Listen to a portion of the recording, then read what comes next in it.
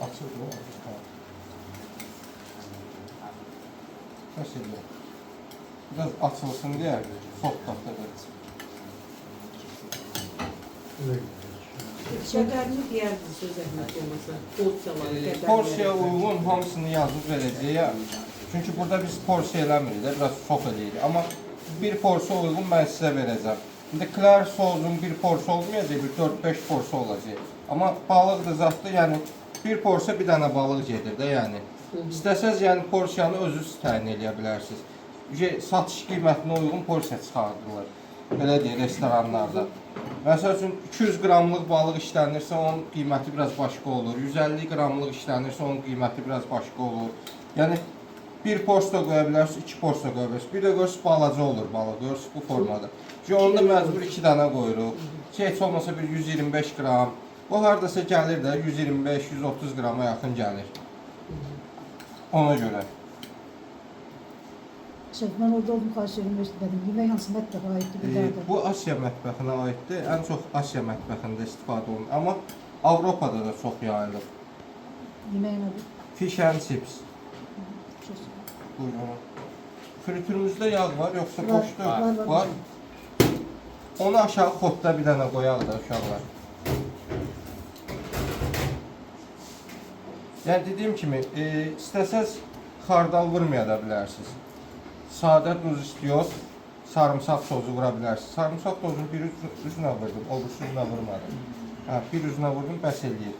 Aromatı çox olmasın. Çünki klar eləyəcəyik biz, tempura. Ona görə istifadə olunacaq təzədən onun üçün. Pomidorlu işlə vurmaq olmaz. Yox, pomidorlu vurmuruq buna. Marinat eləyirik də elə bir şey. Bunu belə də qızarda bilərsiniz, bu formada. Hazırlayıb, duzun istiyotunuz, sonra xardalınız adını, paprikasını, hər şeyini vurub, yağda saxlayıb biraz. Varsa timyan, rozmarin, fresh timyan, fresh rozmarin. Onlardan da istifadə edə bilərsiniz qızartmada. Hansı balıqlardan istifadə edirlər? Fərq yoxdur, hansı balığı istəyirsiniz, vura bilərsiniz onları.